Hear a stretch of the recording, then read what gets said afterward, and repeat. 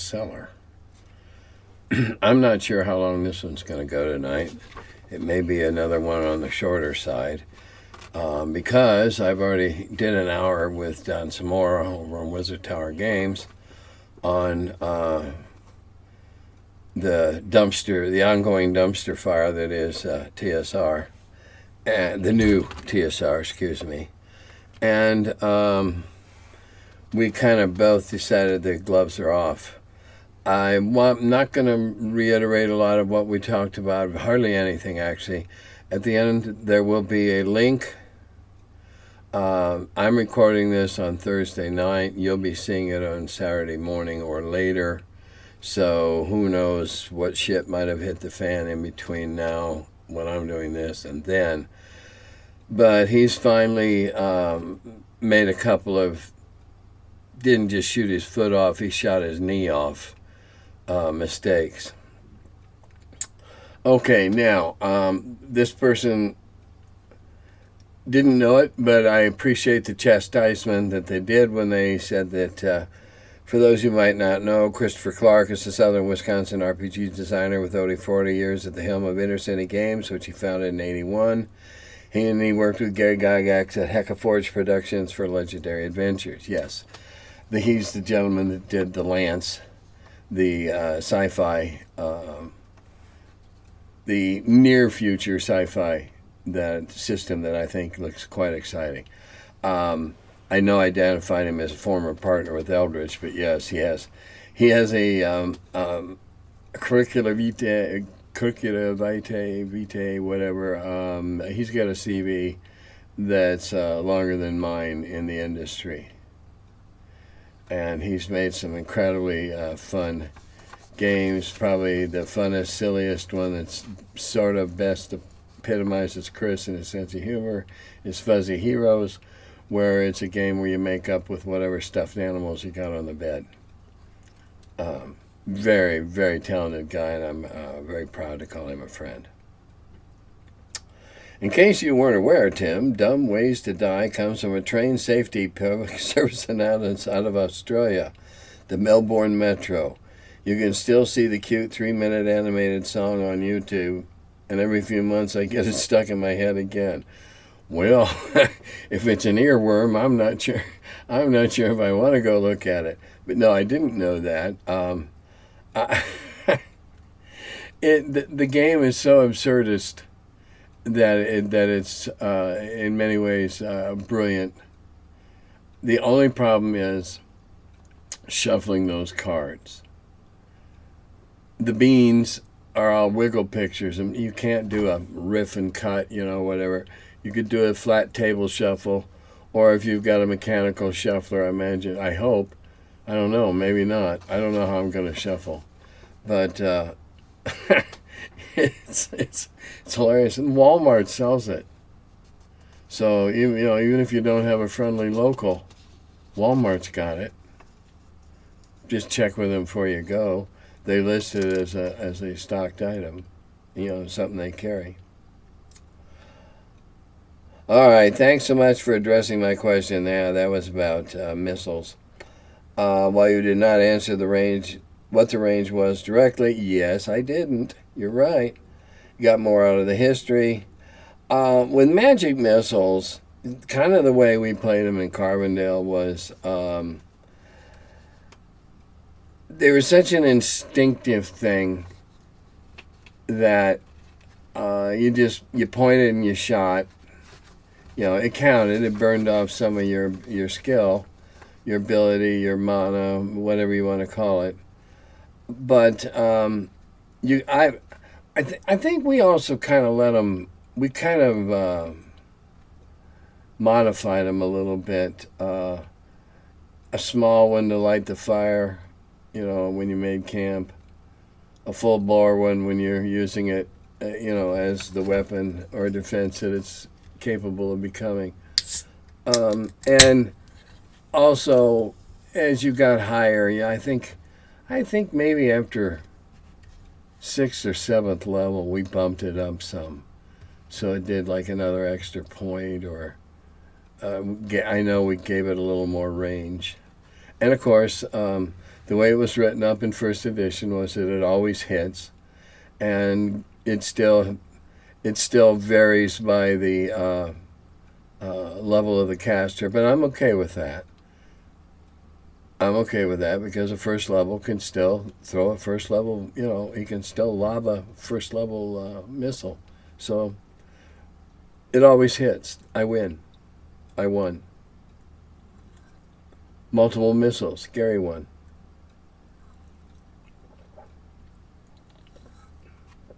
And as far as range, I think standard was like 60 or 75 feet, somewhere in there, out to about 90.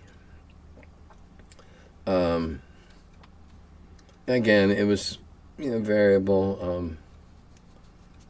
The magic users didn't play that much of a role in the Carbondale game. The werebear, the fighter that could become a bear when he wanted to. He was a lot handier than a wizard that hadn't brought the right spell. Okay, a while back I mentioned that my group I was going to be playing some side games and other systems so my group would see the wider world of role-playing. I'm happy to report that last night our first side game was a success. We played a system called Mausritter. My German would say that's a mouse knight, or Ritter is a knight, and M-A-U-S.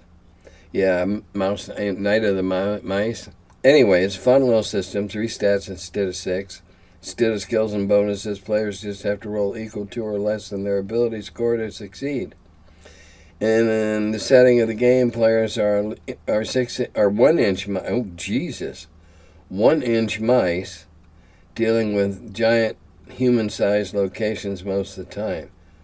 Wow, the mouse game I wrote, they were about 6 inches when they stood up, a little bigger than normal. Good prenatal care. The rules are pretty light and set up in ways to take some weight off the DM's shoulders. The players almost got tricked by a fox, made a deal with a cat, stole a big bottle of fresh milk from a farmer. The group had fun with it, and so did I. And hey, isn't that why we do it? Having fun. Great. And if you like the anthropomorphic gig, the Trolls have a game called Harvester that's about bugs. And there's bunnies and burrows. That's everybody's a rabbit. Trying to think, there might be I think there's another set of rules that I'm forgetting, and I'm gonna be sorry I did. But look into the anthro stuff, and mouse guard. Now, mouse guards have a relatively simple system. You have missions, or what you're doing today, and every character has a principle by which they live, and when you follow your principles, you gain on the plus side of the scale, and conversely, if you don't, on the other. And it's very simple, and there's no killing.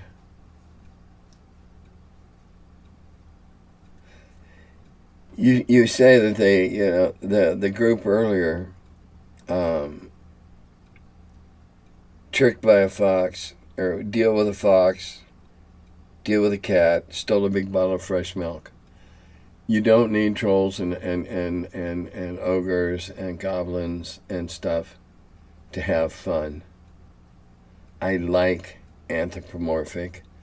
I have one that has been written for some time, and it will be professionally and formally published next year.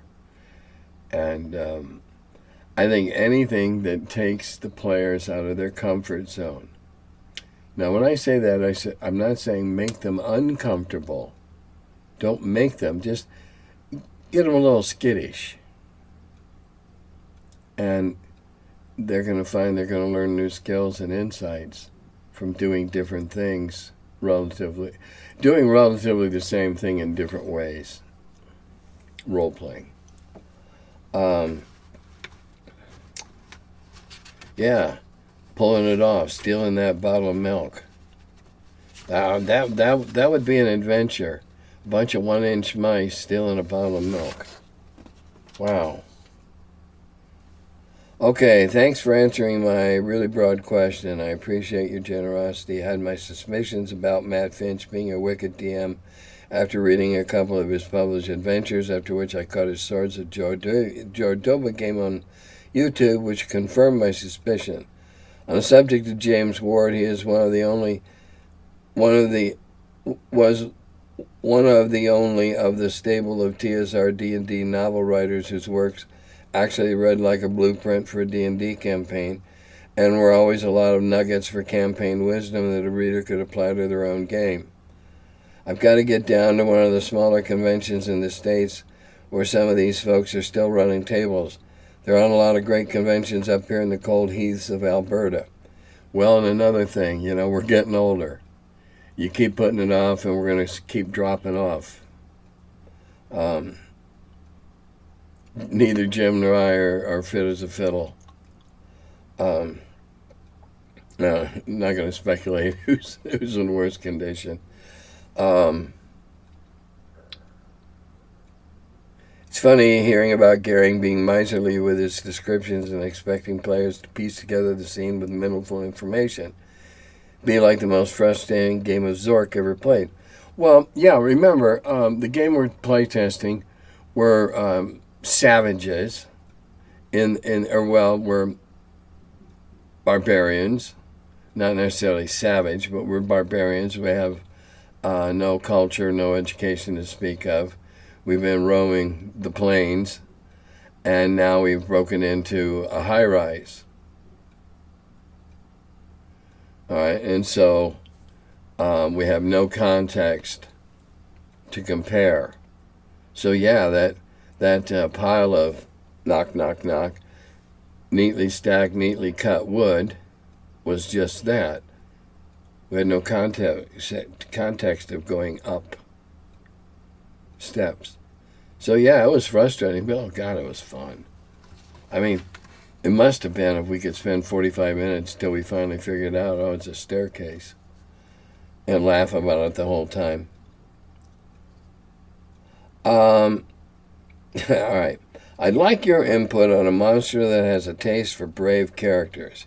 Okay, as I read this question, you want to pick my brain.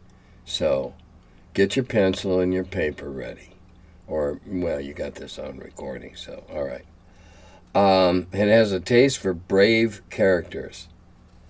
The monster can smell, sense bravery, and becomes ravenous. Please add to and describe more details of this monster. Well, okay. I'm going to be pedantic and nitpicky here. Brave is too broad. Everybody that goes down into a dungeon at whatever level is already brave. All right, you're a first level character and you got a rusty pike and a pretty nice sack for a dagger, and you're going to go down into an unknown where it's rumored that there might be goblins or direhounds or something of this nature. You have to be brave. So rather than sense brave, have one sense confidence or assurance or false confidence. They can sense it emanating. They have this monster has a unique capability to have after having studied humans for however, make up whatever you need to justify this. They've developed a sense to be able to read human emotion, beta waves, whatever, and they delight in defeating cocky, overconfident, stupid.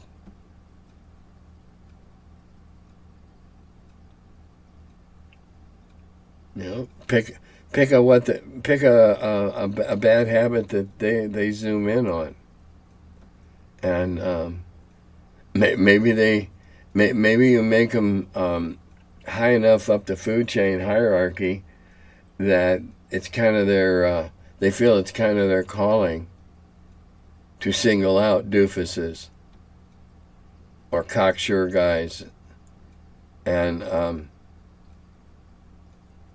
weed them out, or hey, maybe they have a reason for it. Maybe they're looking for, maybe they're recruiting. Maybe I don't know. But okay, that's the free that's the free stuff you get. Hope you're well. Thank you. I am well. Have you toyed with the idea of toxic levels of mana magic in your world of Mikanda, where you have said in past vids that the mana scales from low to normal to high? I'm just wondering if you allow for packets of nil mana or pockets of, in terms of Scovilles, okay, via the lens of hot ones, the bomb beyond insanity level of mana. I guess the toxic areas would be places where magic is casting itself and causing chaotic outcomes on everything in that territory. The nil mana areas would be seriously deadly to delvers, turning magic potions into poison, or at least cinematic. And that's not funny. I just had a colonoscopy. Wands into twigs, etc. Hell of a trick to play on higher level characters. Yeah, no offense to you, but I think that type of behavior is mean-spirited.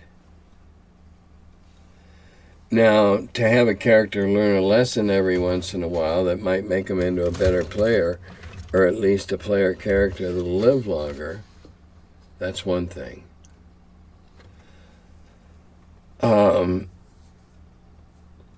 I once wrote an adventure about having to cap a mana leak, and they had to take this special little thing and do a special thing where it was actually leaking. And it's kind of like dealing with radiation in the post-apocalyptic or the outer space games. Horribly lethal.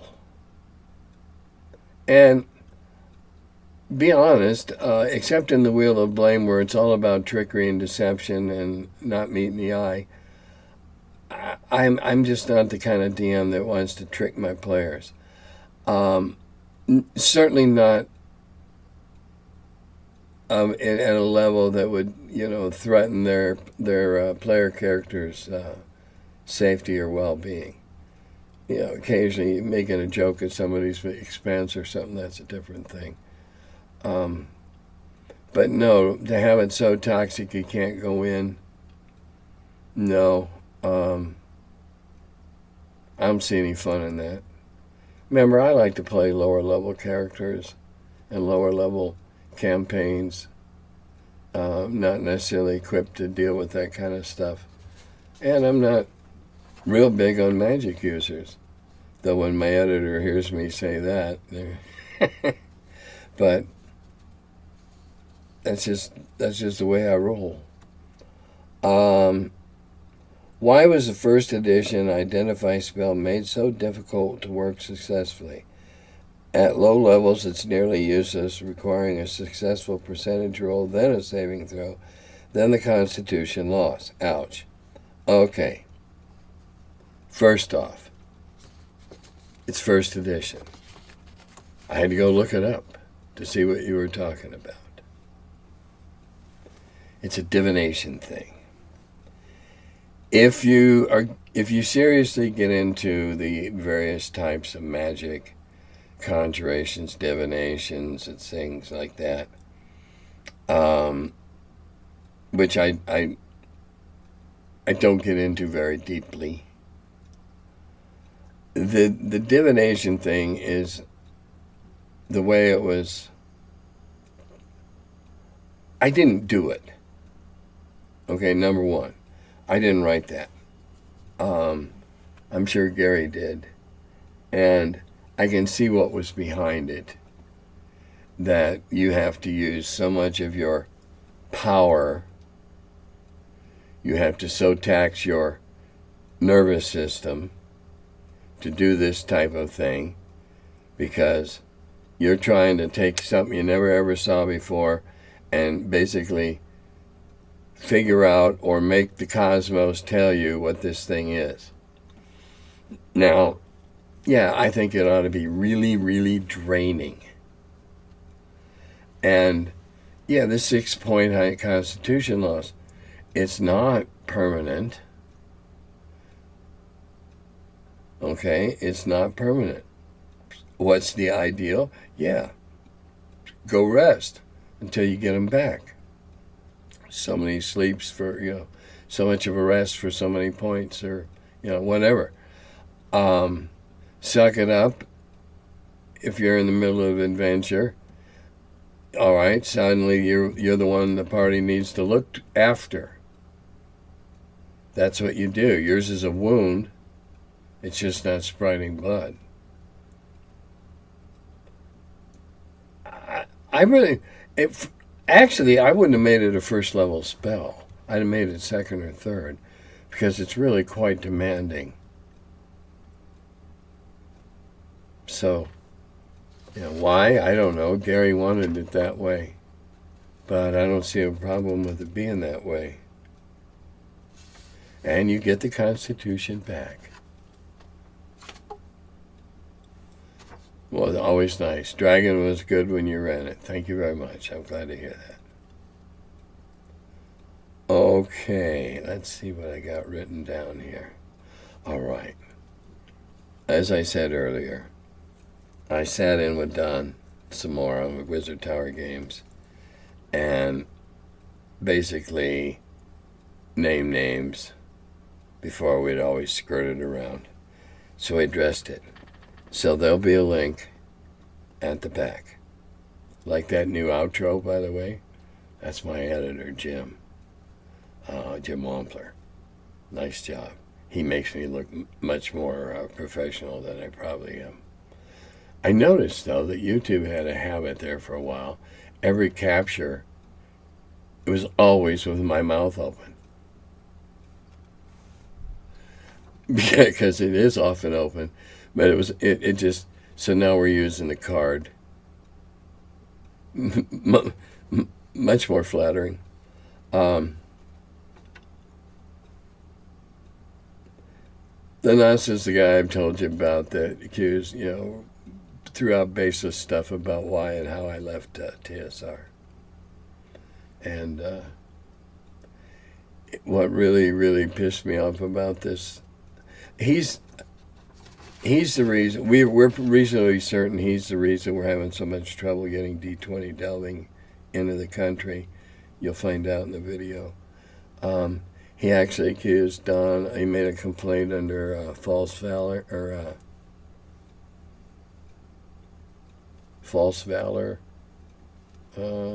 when you claim to be a vet or have earned a medal that you have not.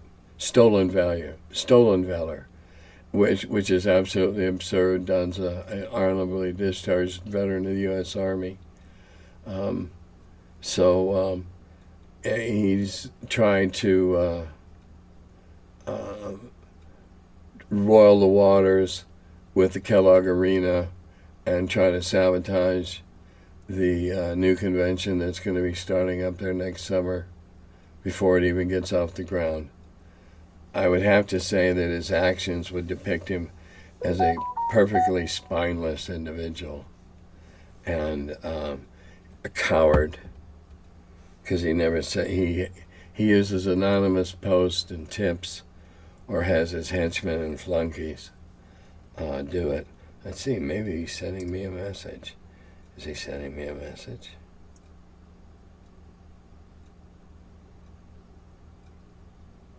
No. I don't know. Something happened. Anyway, said I had a message. Pardon me. So it's all addressed there, and I'm getting sick of it, and it's my opinion from what I have gathered here and there and everywhere in this bankruptcy thing and the suits against WotC, that WotC's already saying they got nearly $1 million in legal fees. Of course, he'll be liable for them. Lord only knows what kind of legal fees he's got. And this one person, and this goes back to that word hubris, he's on a recording stating that his whole plan was to jump on this vacant trademark and sit on it until WotC had to buy him out. And that by getting someone with the name Gygax on board, they couldn't move against him coming up the 50th anniversary of the creation of D&D, and his several mistakes in commingling companies, and when the hogs get slaughtered on the farm in the fall, they always save the intestines because they're for making sausage. One of the more unpleasant jobs is taking the and getting the poop out of the intestines. It's called stripping the chitlins. And I have a feeling when the court gets done with Lanasa, he'll feel like one of those stripped chitlins. All right, one last comment. Colder weather is upon us now. We just had a freakish warm spell of a few days. I guess that's our Indian summer because it's going back down to near normal tomorrow. So we're going to be indoors more. And what does indoors mean? More time to play games. We can't be out running, can't camp, can't do all that outdoor. So we have all this time in our hands to do indoor stuff. Play games. Play games. Teach a youngster one of your favorite games. And I don't care if your favorite game is checkers. I got my love of games very early on with Parcheesi and Chinese checkers and playing Candyland and Chutes and Ladders and all those things as a very, very young child. My mom liked to play games, the concept of games, chance, having fun. Phew. Hook, line, and sinker, I got it. I'll bet if you look around, you can find some people that would like to learn or you think might be potential converts. It's not like we're out proselytizing at the point of a gun. Hi, you want to play a game? You know what? That might even be a line to meet somebody new. And on that revelation, I'll bid you all a fond good evening and a Dodada Gobi.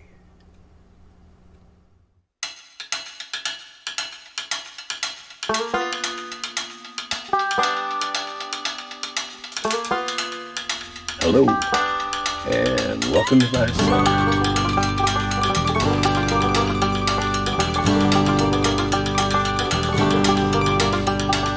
He's the curmudgeon who wrote about the dungeons. Now he's the feller, live from the cellar. Talks about D&D and old school RPGs. Still quite a feller, the curmudgeon in the cellar. Last man around when the rates went down. Called it Gary in that Lake Geneva town. Hey Gary, it's an awful mess. Let me edit, we'll have success. D&D and Dragon Magazine. He's a curmudgeon who wrote about the dungeons. Now he's the feller, live from the cellar. Talks about D&D D&D and old school RPGs, but he's still quite the feller, a curmudgeon in the cellar. Magic missile, it's a mortar shell. Make it hit in the first level spell. Brought psionics to the game to attack that wizard's brain. DSR and fantasy, collection of micro armory. Titan with tramp under a tree, High as could be. He's the curmudgeon who wrote about the dungeons. Now he's the feller, live from the cellar.